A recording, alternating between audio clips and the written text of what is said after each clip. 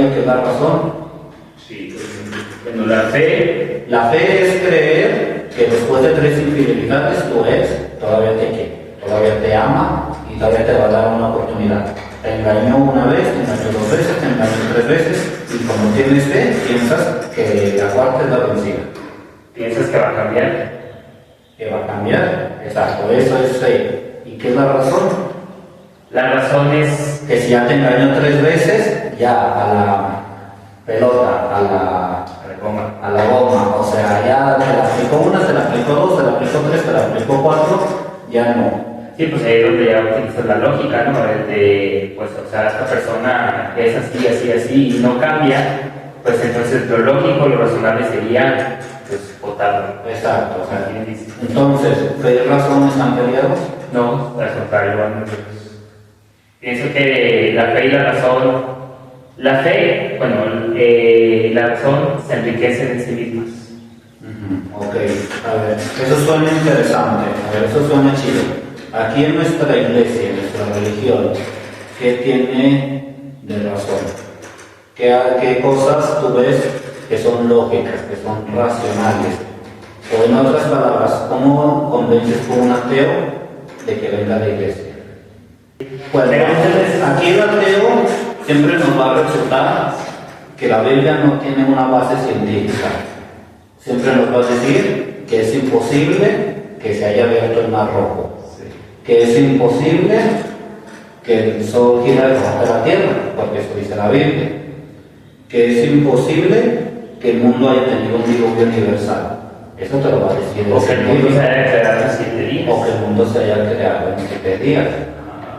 Entonces, prácticamente, hay gente que te da esa respuesta, luego se van a la Biblia, pero como tú dices, o sea, él te va a decir, o sea, dame una razón, ok, está bien, te compro lo que viene en la Biblia, pero dame una razón. Muchas veces están a pedir razón de ciertos acontecimientos, que son los que tú mencionas. Viéndonos desde el principio de la Biblia, desde la creación, y que preguntan, entonces Adán no tenía ombligo, porque se supone que el ombligo lo tenemos porque ahí tenemos el cordón umbilical. Bueno, teníamos cuando estábamos en el vientre de nuestras madres, era lo que nos alimentaba. Entonces, cuando el bebé nace, que lo cortan, por eso tenemos el ombligo, por eso esa parte del cuerpo se ve de esa manera.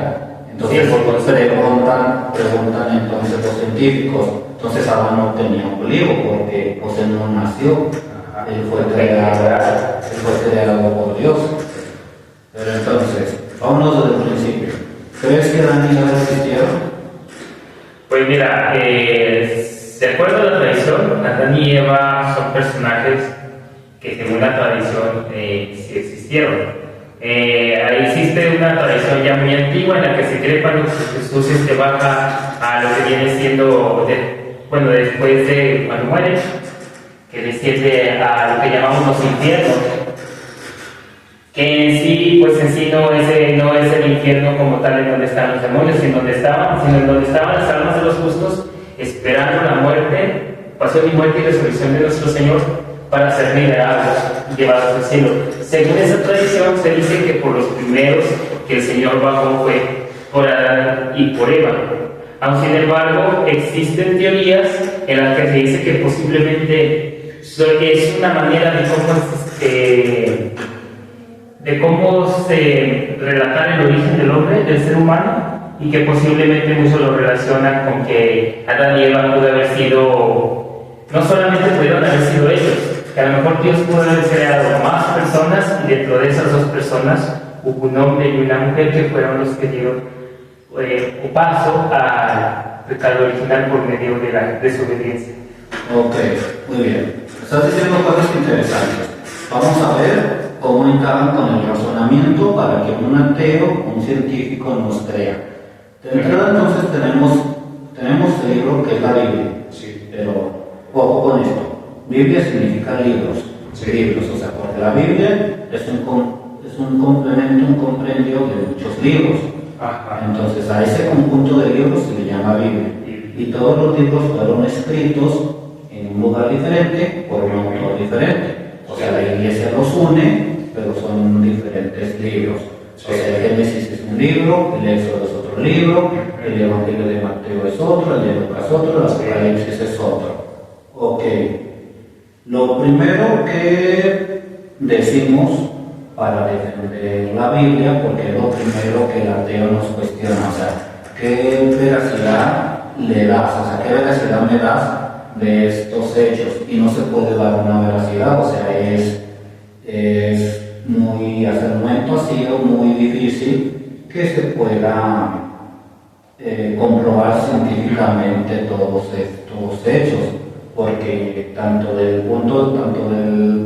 punto de vista histórico como el científico, como o sea, es muy difícil. Sí. Entonces, ¿qué es lo primero que decimos? Que la Biblia es un libro de fe, no un libro de ciencia. O sea, no es historia, no es de ciencia, o sea, no es un libro académico, no. Es un libro de fe, porque si ves la Biblia, muchas de las veces se contradice en sus mismos pasajes. O sea, Mateo y Lucas te dicen que Pedro negó a Cristo antes de que cantara el gallo, y Marcos te dice que fue antes de que cantara el segundo gallo. O sea, pequeños detalles que se contradicen. O sea, no puedes tú tomar la Biblia como un libro literal. Como algo exacto. Exacto, no puedes tomarlo literal. Mateo, Marcos y Lucas te hablan de una última cena y Juan no. Juan se brinca la última cena, o sea, no la menciona. Entonces no puedes tomar la Biblia como un libro literal, porque fue escrita en un tiempo o en un contexto, en una circunstancia que nosotros no vivimos, no conocemos, entonces no la podemos entender. Así es. Y es que, bueno, lo que tienen las Sagradas Escrituras es que ciertamente hay pasajes bíblicos que, como dices tú, se contradicen entre sí, unos dicen una cosa, otros dicen otra cosa diferente, sí, pero sin embargo, pues la Sagrada Escritura en sí, pues es una guía, ¿no? Una guía sobre todo para nuestro caminar en la vida cristiana, comprender más que nada, en la vida espiritual, exacto, comprender más que nada, pues los misterios divinos desde el plan salvífico de Dios, porque pues también vemos, por ejemplo, los escritos de los autores del Antiguo Testamento, como desde las profecías bíblicas, Génesis 3:15, de ser poder entre ti y la mujer, entre tu descendencia y tu descendencia, Isaías 7:14, que dice, ven que la Virgen concebirá y dará a luz a un hijo, quien pondrá por nombre Manuel.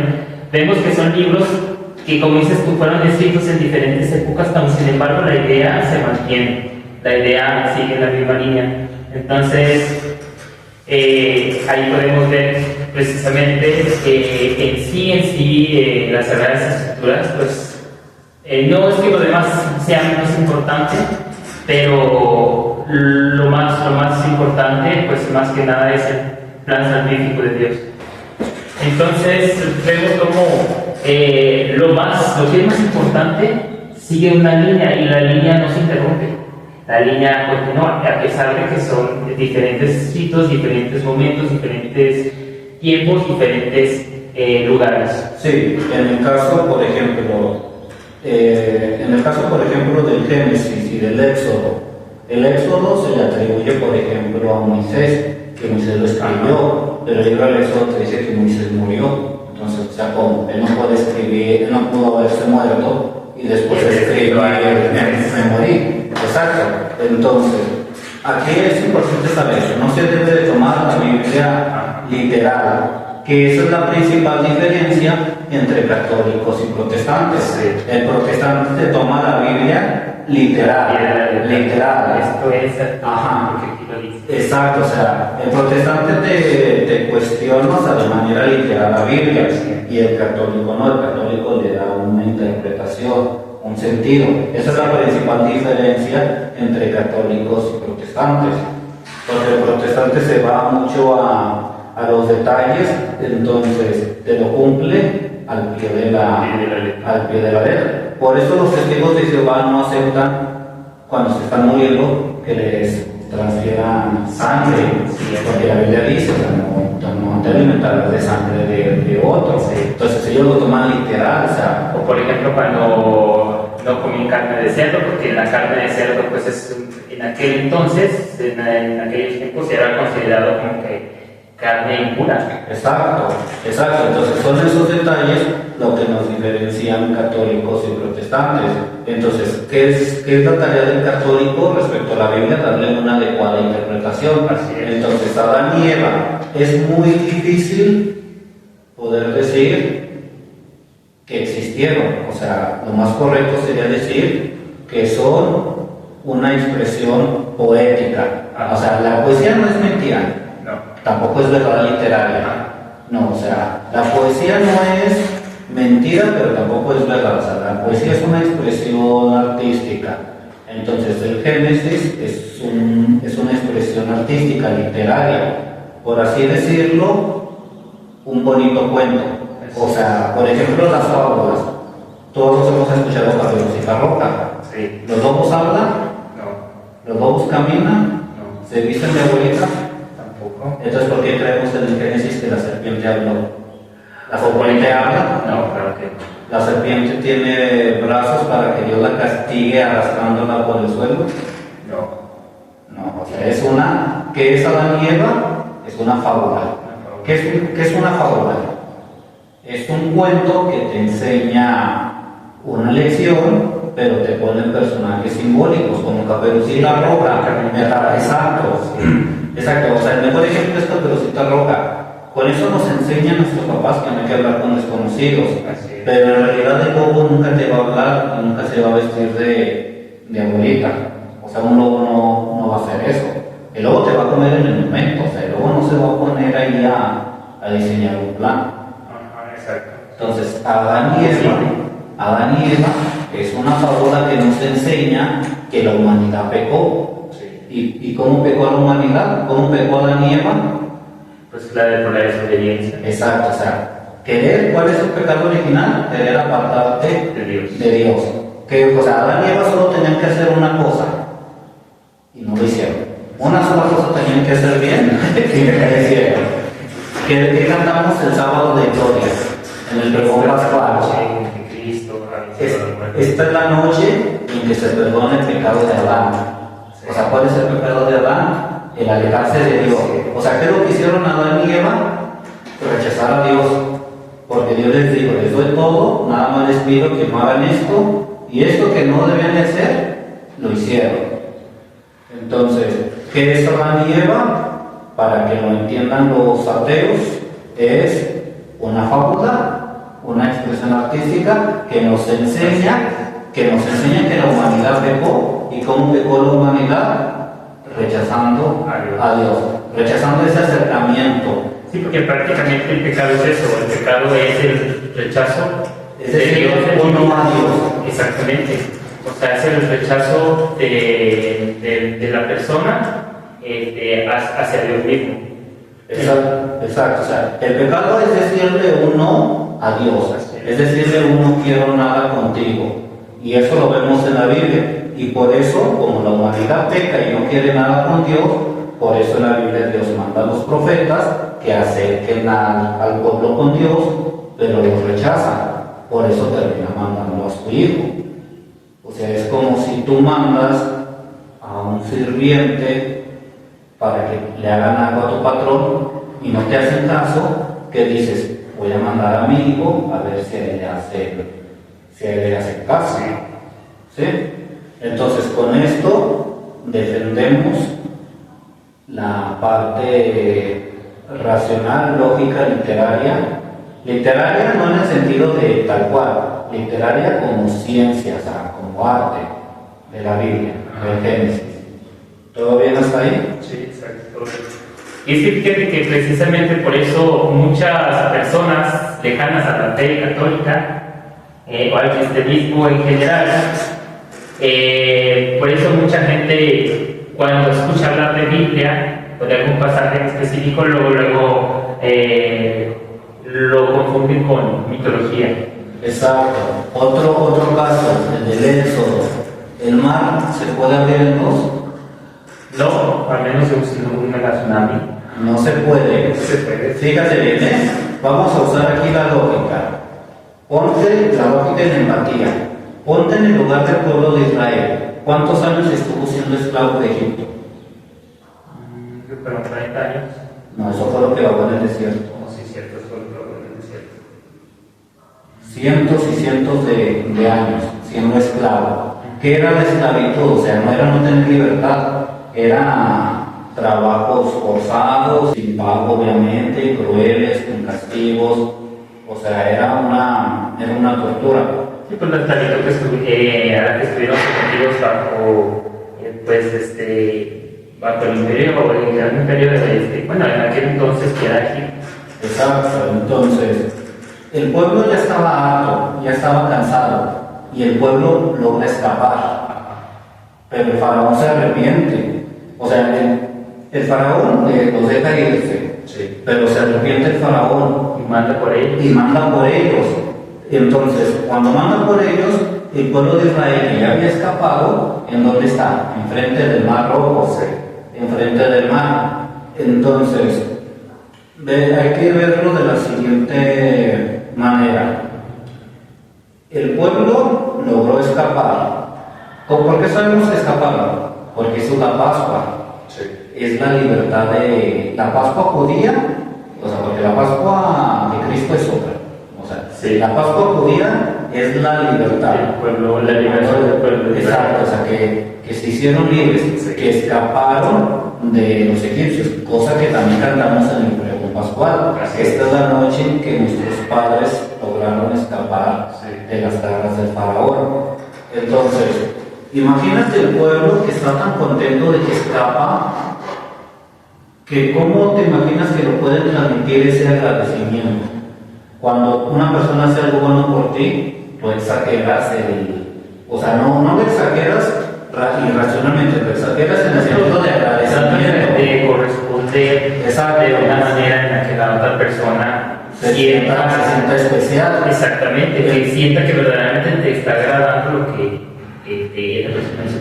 Exacto. El pueblo de Israel se sintió tan agradecido de que escapó, que pudo haber utilizado la expresión metafórica de que Dios les abrió el mar, o sea, de que Dios les abrió el camino, de que Dios les abrió lo que les impedía pasar para escapar. No significa que literalmente Haya cruzado el mar, ¿no? O sea, es para decir, es imposible atravesar el mar, es como decir, Dios logra lo imposible y lo lograron atravesar. Así es. Sí, porque el mar puede representar simplemente todas aquellas dificultades, ¿no? Que por las que tuvo que pasar el pueblo de Israel, no precisamente como dices tú, que el mar se haya abierto así nada más porque sí. Claro, sabemos que Dios tiene poder sobre todas las cosas, sobre la creación, sobre el mar, sobre todo, pero sin embargo, pues como dices tú, o sea, son cosas que no de todo se pueden tomar literal, porque bueno, la Sagrada Escritura tiene tantos géneros literarios, pero también tiene géneros metafóricos. Entonces, esa expresión del texto sagrado, de verse humano frente a sí mismo, Te pongo un ejemplo. un obstáculo. Cuando vas tarde en un lugar y te está llamando la persona por teléfono, ¿qué le dices? Voy volando. Le dices, voy volando. Le dice, ya vengo llegando por tal lado que no se cierto. Ajá, exacto, o sea, pero esas expresiones como ya voy volando, voy aquí de esquina y voy volando. No es cierto, tú no vuelas. O cuando te piden un favor, ve rápido, ve volándote a tal lugar, no te vas volando, lo vas corriendo. O sea, son expresiones que exageran la realidad, pero no la exageran irracional, la exageran para resaltar el acontecimiento. Entonces, el pueblo de Israel estaba tan contento de que logró escapar, que digo, es que Dios nos abrió hasta los mares para que nosotros podamos pasar, podamos cruzar. Y como dices, o sea, mencionabas anteriormente, pues es una forma de expresión poética, y ahí es donde el pueblo de Israel externa a Dios ese agradecimiento.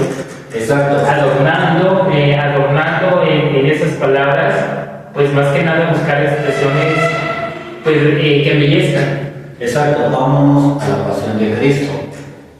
Con Él que hizo Muy buena, por cierto. Hay una escena, hay un pasaje lleno de historia, que es el manto de la Verónica. ¿Lo conoces? Sí, pues nunca nos... ¿Qué dice la leyenda? ¿Qué dice la tradición? Que una mujer limpió el rostro de Cristo Y el rostro quedó allí impregnado. apareció. Tipo así como la Virgen de Guadalupe. Exacto, apareció. Y tú ves en Semana Santa películas mexicanas donde limpian el rostro de Cristo y de repente aparece, así como la Virgen de Guadalupe, impregnada, aparece. Sí. ¿Qué pasa en la pasión de Cristo? Se acerca la mujer, la Verónica, limpia el rostro de Cristo, Un poco su... pero el rostro que está en el manto no es un rostro mágico, es la sangre. Sí. O sea, porque Cristo está sangrando por la corona, está sangrando de la frente, entonces la sangre le recorre todo el rostro. Así Entonces es. cuando la Verónica pone el manto, sí, se queda el rostro, pero no es un rostro mágico como el que se ve en otras películas, es un rostro de sangre. Sí, porque... Pero la gente dijo poéticamente, es que apareció el rostro. No apareció, o sea, se puso el manto y por eso queda ahí el rostro. Así es. ¿Sí? O sea, si te das cuenta como un escritor es muy lógico y racional para expresar este tipo de milagros que la gente empieza como que a moldear en su imaginación. Pues es que de ahí sí parten todas las ideas del mismo pueblo. Muchas veces pueden ser movidas por una cuestión cultural. Por ejemplo, muchas veces se da que si ven alguna mancha de la pared del Santo Niño o de Jesús, por ejemplo, dice, se desapareció, ¿no? O si ven alguna mancha de lama con la silueta de la Virgen de Guadalupe, la Virgen de Guadalupe se apareció y ya está, le ponen vela, le ponen... Exacto. ¿Qué pasaba en los carros cuando se vendían y los carros tenían calcamonías? Las quitaban. Si tiene una calcamonía de la Virgen, pues la quitaban. Sí. Y llovía, y cuando llovía, como ahí quedaba pegajoso porque desprendieron la calcamonía, con la lluvia el agua no pasaba por el pegamento, entonces se hacía la silueta de la Virgen. Sí. Entonces la gente pensaba que era un milagro. Sí, se deformaba con el paso del tiempo. Pero no es que fuera un milagro, es que cuando pegaban la estampa de la Virgen, les pegaban el pegamento que hace que se haga sólido, por eso el agua ahí no escurría. Ok, pero a ver, esto no se trata de contar herejías, no. ¿Qué queremos dar a entender con esto? Que la fe y la razón van de la mano, pero se debe de haber un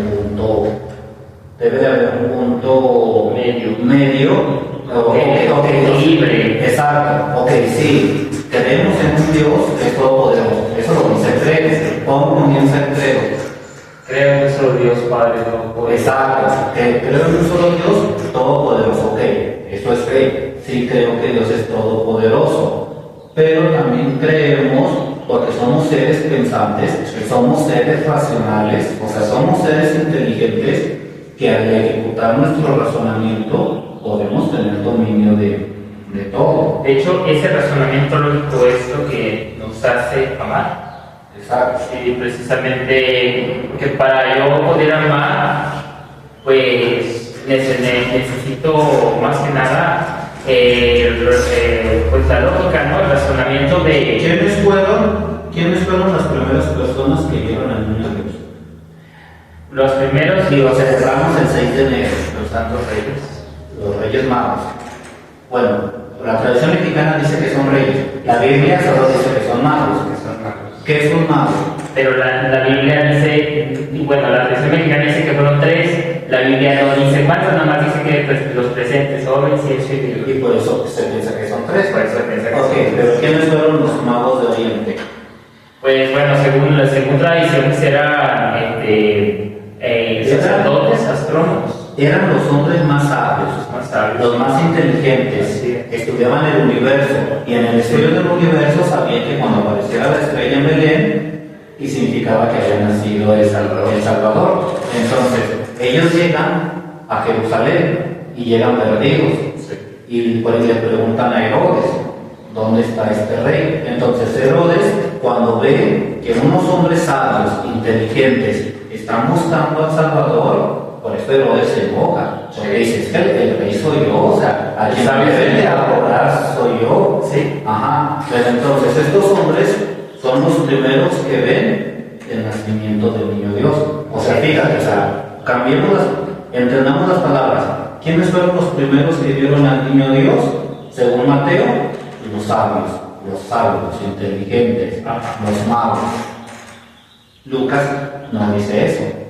Según Lucas, ¿quiénes fueron los primeros que vieron al niño Dios? Los pastores. Los pastores. ¿Y qué eran los pastores? Pues los pastores eran personas de campo. Todo lo contrario. Todo eran ignorantes, sin estudio, pero eran humildes. Entonces, fíjate bien, en los nacimientos que tenemos a los reyes magos, que eran los hombres sabios, inteligentes, y a los pastores, que eran los humildes, los sencillos. Entonces, ¿necesitamos la inteligencia? Sí. Pero, ¿qué necesitamos también para ver a Dios? La humildad. Y ahí en el nacimiento, que sin afán de ser promoción, quien inventó el nacimiento, San Patrón, San Francisco de Asís.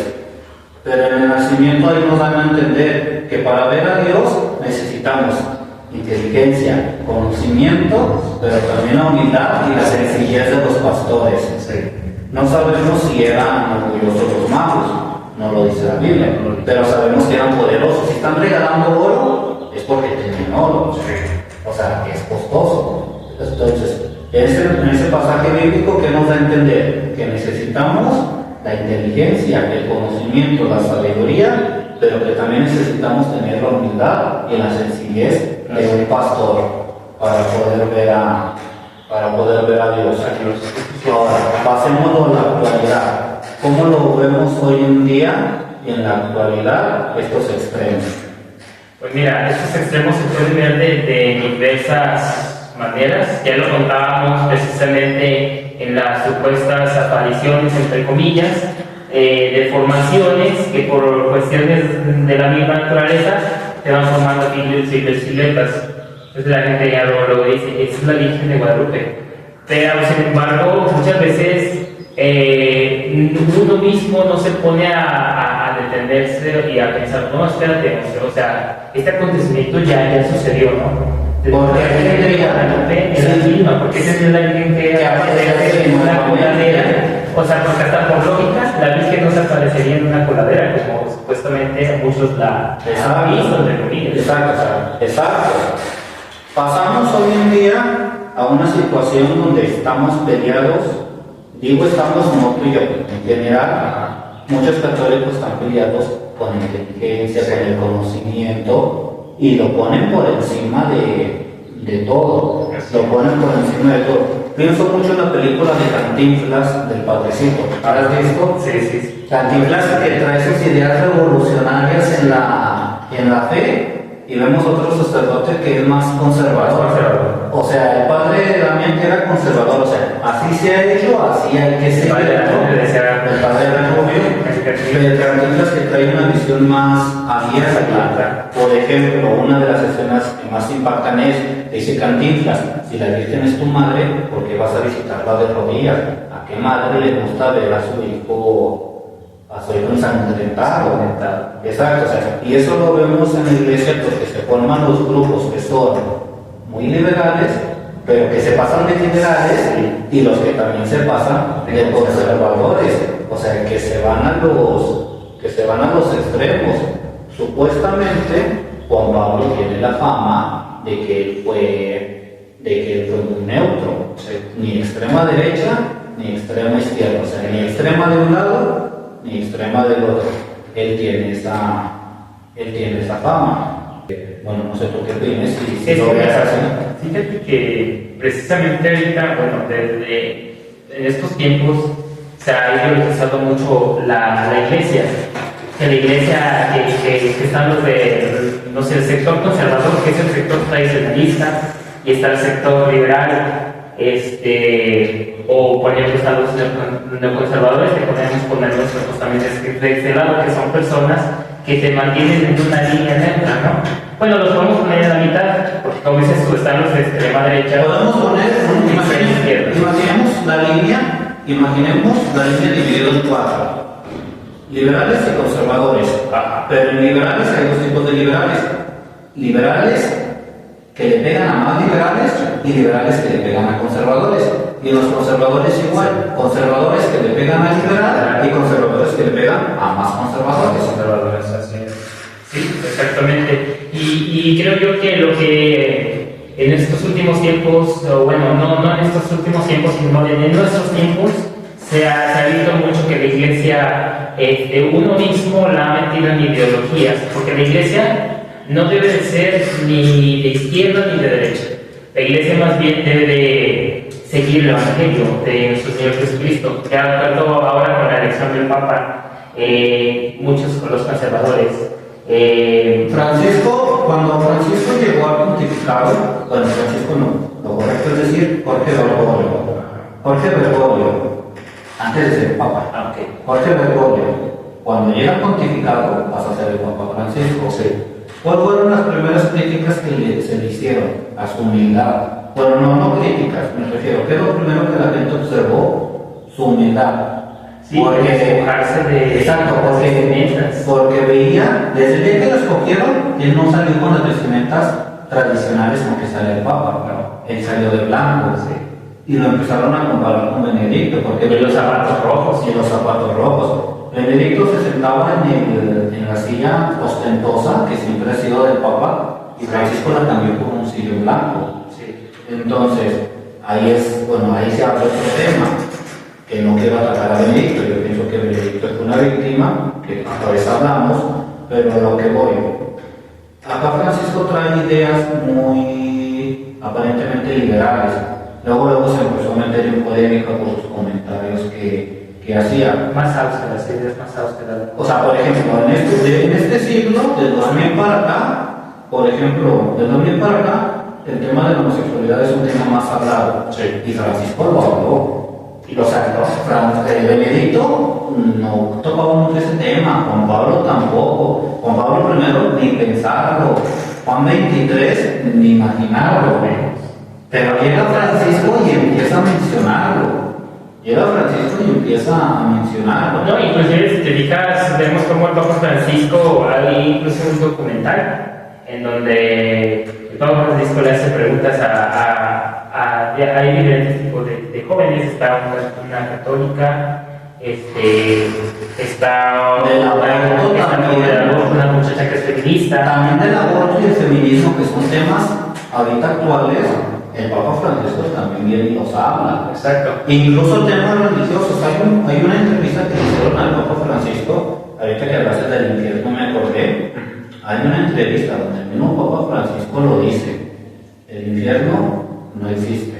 El infierno que los católicos piensan que es el infierno de Dante Alighieri es un cuento, es una novela, no existe. Y por todos esos tipos de comentarios, Francisco se ganó enemigos que están en contra del Papa Francisco, bueno, que estaban, que murió, o sea, que no estaban de acuerdo con sus ideas, con sus pensamientos. O sea, porque el Papa empezó a tocar todos estos temas que no eran muy comunes el siglo pasado de tocarse. Francisco viene y con toda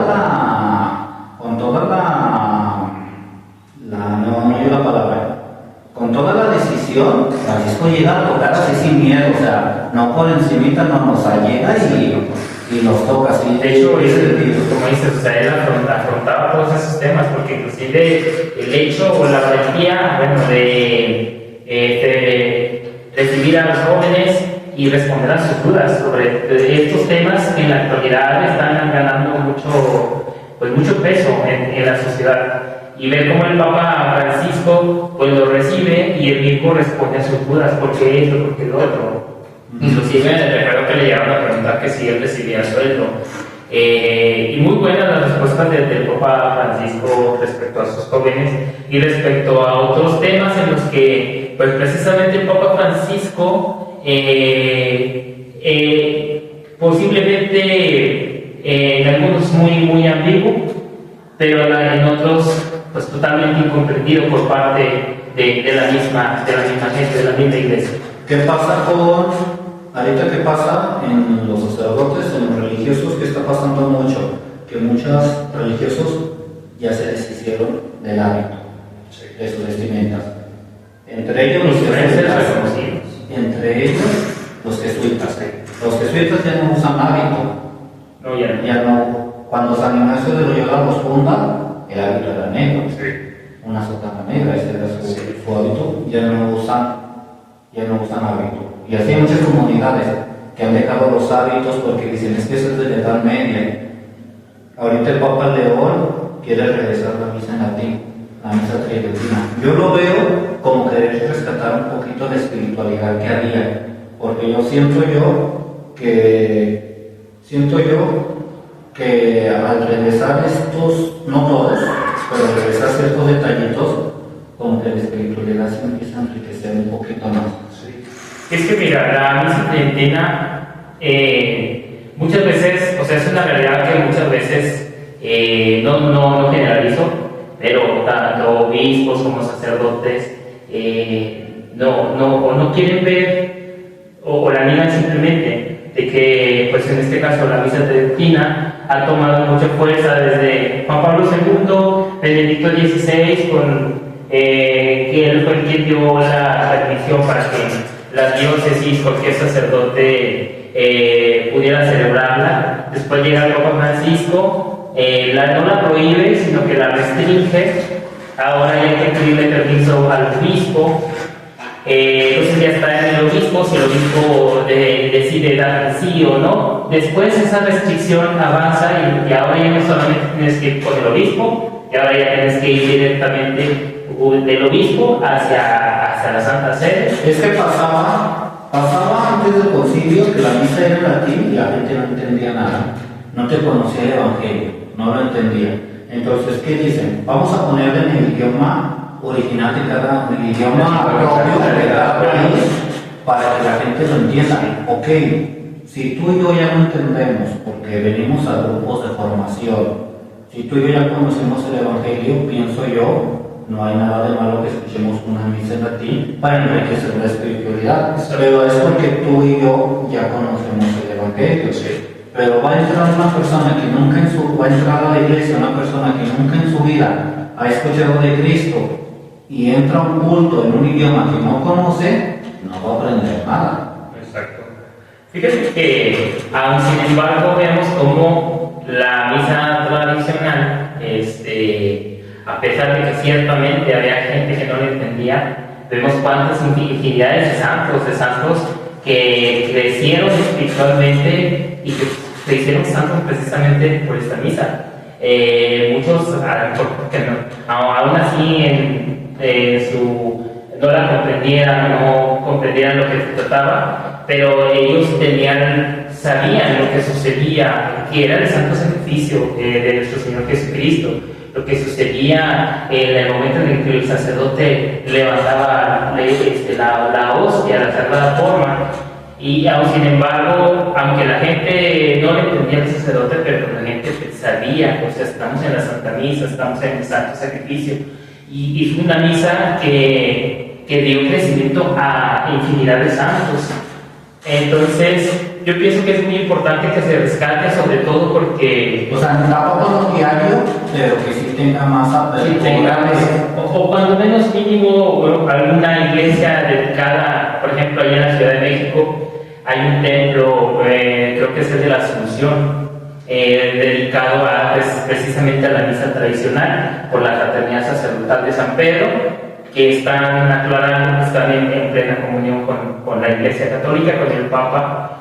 Y entonces yo pienso que a esa apertura se debe dar apertura a la misa tradicional, cuando menos poner en una diócesis un templo en específico, porque pues era lo que te decía, la realidad es que la misa tradicional ha tomado auge y también ha ganado gente que pues siente amor por esa liturgia. Sí, nada más yo quería resaltar que hay gente que no sabe nada del Evangelio, nada, ni el más mínimo detalle, pero hay gente que se ha formado en grupos y entonces si tiene conocimiento, si tiene emoción, y sería chido que se creara este espacio, esta pastoral, este templo, esta parroquia, para que pudiera brindar esta espiritualidad tridentina Así es. a estas personas. Sí. O sea que, ok, yo conozco el Evangelio, si lo he estudiado, si voy a un grupo de formación, yo quiero vivir en una espiritualidad diferente, siento que la misa tridentina me ayudaría más a conectar con a mi crecimiento espiritual y que se le abriera este espacio para que pudiera entrar. Muy bien, entonces, ya para ir cerrando con la pregunta con la que empezamos, ¿cómo convences a un ateo de que se nos une? Pues mira, más que nada, pues aplicando, ¿no? Haciendo uso de la razón, ¿sí? Como dices tú, no aplicar exactamente los textos bíblicos tal cual, al pie de la letra, ¿no? Sino que buscar una manera razonable de cómo expresar esa idea, que en su momento los escritores sagrados también lo pudieron expresarlo de esa manera, con una manera sencilla, para que la gente de aquel contexto viera. Le dices al clavo. ¿Por qué Mateo no menciona a los pastores? ¿Por qué Mateo no menciona que los pastores fueron los primeros en ver a Dios? Porque Mateo se está escribiendo a los judíos. ¿Y los judíos de qué pecaban? Bueno, no pecaban. Los judíos, ¿qué defecto tenían? Acá intelectualmente. Los judíos no eran sabios, no eran inteligentes. Tenían buena memoria, pero no eran muy intelectuales. Intelectuales los griegos, que eran de esa época. Los romanos eran fuertes, poderosos. ¿Qué gracia tenían los judíos? No tenían intelecto. Mateo entonces les está diciendo a los judíos. El evangelio de Mateo que era judío, se lo escribió ese evangelio a los judíos cristianos, a los judíos que se estaban convirtiendo. Les escribe para decirles, aprendan de estos sabios, o sea, estos sabios fueron los primeros que vieron a Dios. Lucas, que hablando de fe y razón, dice la tradición que Lucas era médico. O sea, fíjate, médico, ciencia, pero religioso. Lucas a quien le escribe, a los intelectuales, a los inteligentes, y por eso Lucas menciona a los pastores. Es como si les estuviera diciendo a los inteligentes, aprendan de los pastores que son humildes y sencillos. Ellos fueron los primeros que vieron a Dios. Entonces le diste en el clavo. El evangelio, por eso hay 4 evangelios, porque cada uno se escribió en una comunidad diferente y cada una tenía su realidad diferente, sus necesidades diferentes. Tú no puedes ir a una comunidad de ricos a decirles, están condenados porque son ricos. Les vas a leer el pasaje donde se condenan las riquezas, se van a ir. Se van a ir. Tú no puedes ir con los pobres, entonces tampoco a decirles, están condenados por ser pobres, están condenados por ser ricos. No, cada comunidad tiene sus necesidades y hay que hablar con ellos a partir de su necesidad. Y es que dentro de este ámbito los extremos son malos, ¿no? Tanto de un lado como del otro, porque precisamente era lo que decíamos, mencionábamos ahorita. Aquí lo importante es equilibrar. De hecho, la razón es lo que hace que la fe se mantenga en equilibrio, ¿sí? Precisamente para no caer en ideologías o en extremismos que más que nada alejan a la gente. ¿Qué es lo que pasa con los testigos de Jehová? Prefieren morir a que le donen sangre. Exacto. O por ejemplo, ahora que hablábamos respecto al tema de la misa tradicional, hay quienes quieren la misa tradicional pero desprecian la misa actual, la que celebramos con el sacerdote, junto con el sacerdote en nuestra lengua vernácula. Exacto, muy bien. Entonces, chicos, si les gustó nuestro video, no olviden darle por favor pulgar arriba y nos vemos hasta la próxima. Hasta la próxima, que tengan un excelente y santo domingo.